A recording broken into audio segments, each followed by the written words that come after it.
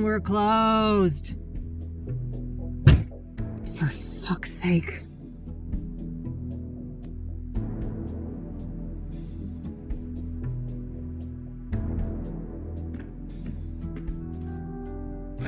Hey, kid. Oh, Lucas. Gee, what happened to you? Looks like somebody's been through the ringer.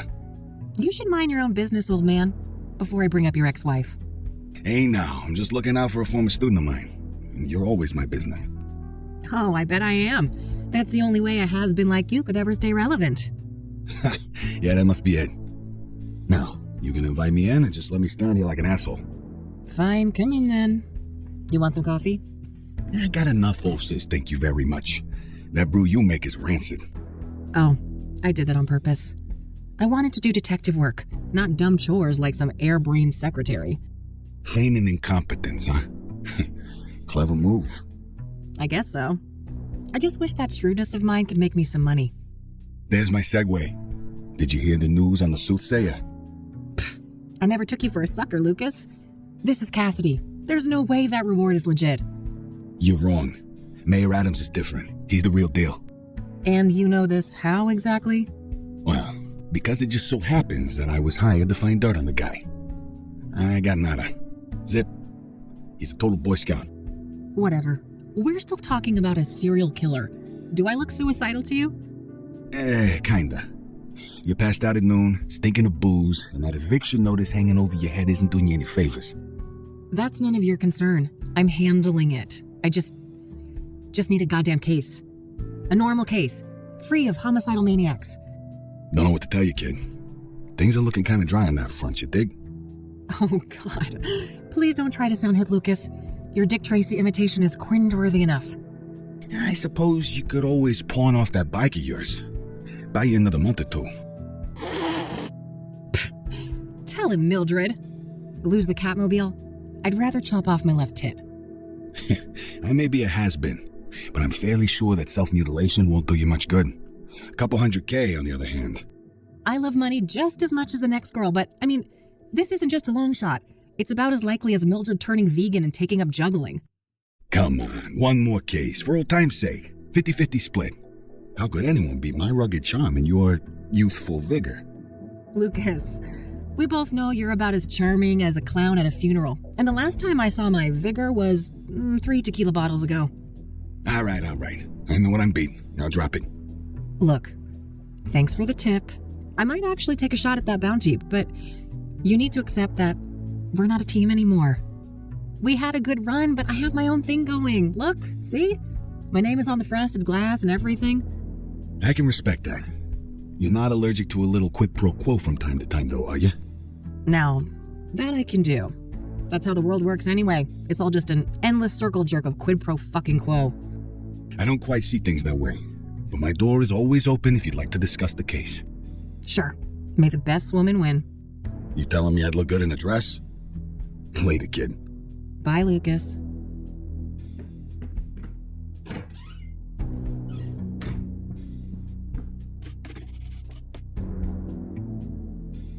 Well, it's not like I have anything better to do.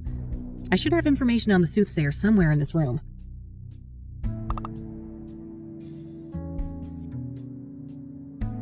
What bills? Never saw those. Nope, no siree.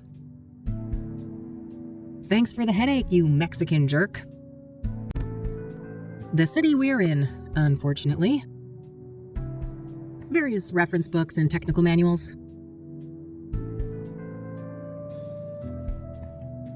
The yellow pages.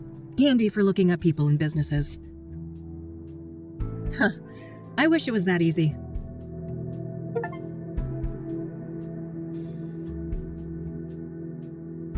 Just outdated casework. Can't bring myself to take them down.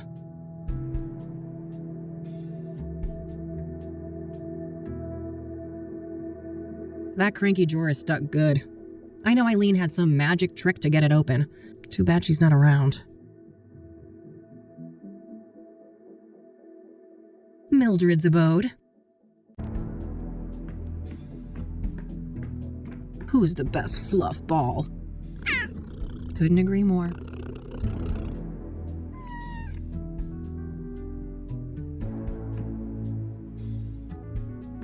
My radio, with a built-in cassette player. I prefer the quiet right now.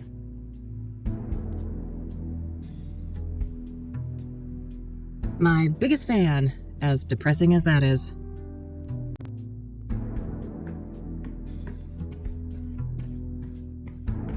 Yeah. Maybe there's something about the killings in these papers. All right. I found a few interesting articles about the most recent murder.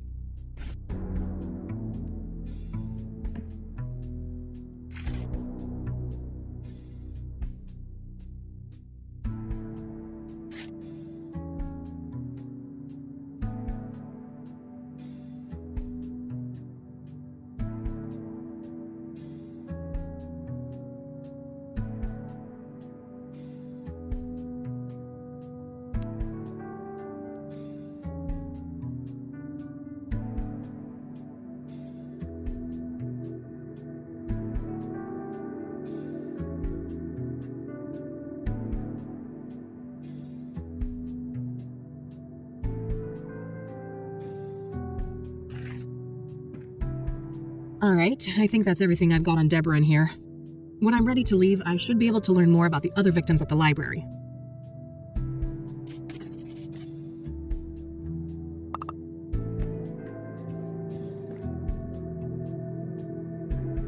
No dice.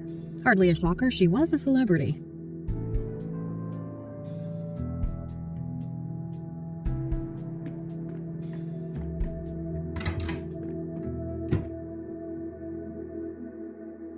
Keeps me in perfect timing. Uh-oh. That's quite a tequila face you got there, Kathy. Eileen and me, before Rain investigation started going downhill. We worked great together, didn't we? I wish things didn't have to go the way they did. Nah, I'll live with my current face. Useful things for when the Catmobile needs a tune-up. How's it hanging, Lampy? I better put that away later, for Mildred's sake. That little rascal has proven that, yes, cats can get drunk. I better not open that. Wouldn't want the mold to spread. It's a photo I took of the West End Bridge here in the city back in the day. Teenage Kathy had one of those artsy photographer phases. No time to do the stupid dishes. I've got a case to solve.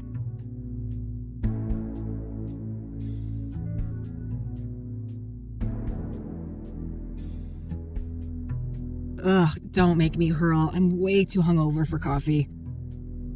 No time to do the stupid dishes. I've got a case to solve. Oh, Cryptic Chaos. Can't wait till they're back in town. Manhunt. I prefer their old material, but their latest album wasn't half bad. Maybe later. The red one goes better with this set. My walk-in closet. It's a real mess in there. I better not open the door, or I'd risk spilling all sorts of shit out here. I wish, but if I don't shape up and get some work done, I'm gonna end up sleeping somewhere way less comfy.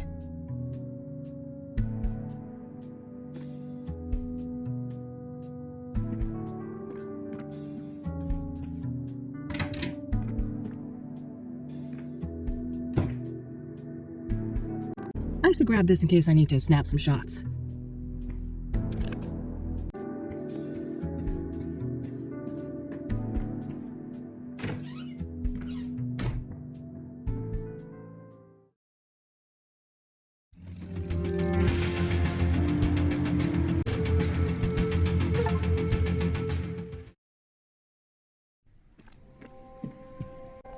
No thanks. Ballet is not my kind of scene. Nah, I got one at home. That an actual avocado tree? Sure looks the part. So apparently if there's a fire, I'm supposed to run through those gigantic double doors 10 feet away. Phew, I'm saved. A plaque with some prominent donors. Interestingly, Deborah Sinclair is listed here. Ugh, plenty of bad memories from this place. Being forced here for school was the worst. The old librarian lady was the meanest hag you could imagine, and she had it out for me from the start.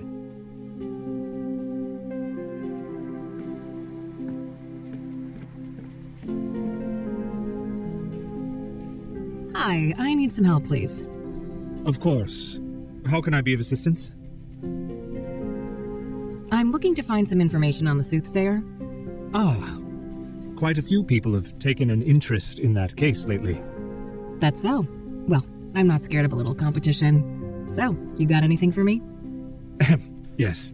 I would direct you to the microfilm viewer at the end of the hall. We have full scans of all of the major newspapers dating all the way back to the 50s. Perfect. I should be able to browse those for some articles about the murders. Indeed. If I may ask, what is your own interest in the case? You probably heard there's a reward, right? I'm a PI, and money is tight, so... I see. I suppose we each have our own ways to make a living. What do you know about Deborah Sinclair? Quite a bit. Do you have a more specific line of inquiry? What kind of books did Deborah write? She dabbled in many different genres over the years, but her main bulk of work could probably be defined as horror, mystery, or a combination of the two. Afflicted, Dead Ends Meet, and the Jenny Payne trilogy are some of her most well-known titles. Huh, okay. Was she working on a new book when she died? I believe so, yes. But I don't have any details to share. Was Deborah a popular author? Oh, yes. Even before her death. Afterwards, her popularity has reached astronomical levels. I can imagine. Borrowing one of her books now is out of the question, right? Correct. 6 months wait minimum. Yeah, I figured. What do you know about Deborah's private life? She had quite an interesting life. Adopted as a child, and her adoptive father, Sebastian Willis Sinclair, was an accomplished author in his own right. Deborah's birth mother was a young homeless woman, and her father was a Native American. Deborah spent much of her life trying to track down her biological father, unsuccessfully. Perhaps in some part due to her roots, Deborah's books have often contained subject matter inspired by Native American religion. She was childless and unmarried when she passed away. Rumors say she was gay, but God knows tabloids are quick to jump to conclusions. I don't think she ever clarified that matter to the public. If you are curious to learn more, I would highly recommend her acclaimed autobiography, Unbound. Oh, I might check that out. Thanks for the information. What do you know about the murder? I believe she was killed at her writer's retreat, stabbed to death. The police say the MO was similar to the other victims, with the shattered mirror and all that. Where's this writer's retreat located exactly? There's an area called Bear Creek, just on the border of the national park. Sinclair owned a small cabin there. All right, got it. That's a decent drive, so I think I'll head out there tomorrow.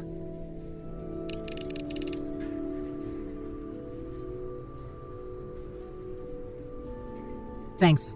I'll come back if I have more questions. Very well. Good luck. You can rent one of those if you lack a fixed address. Let's hope things don't come to that. A bunch of magazines. Mostly celebrity gossip, it looks like.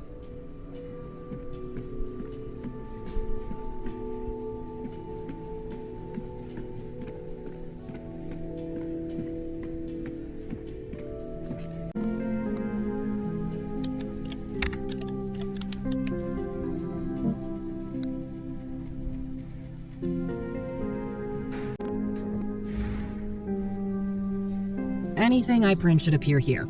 I think that includes printouts from that microfilm viewer at the end of the hall. Okay, let's see here. It would take ages to look through all the microfilms since the killings began, so maybe I can figure out on what date the murder prior to Deborah's occurred. Hopefully I can deduce the date of the previous murder from the articles I picked up at the office. When I have a good date written down, I can view the corresponding microfilm and look for useful information.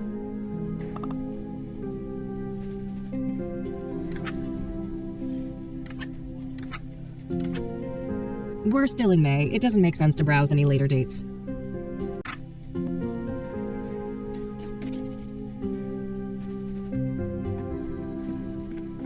Yeah, this date should be good. I'll search through a week or so of microfilm, starting from the date I've written down. Hopefully I can find some useful information on the previous victim.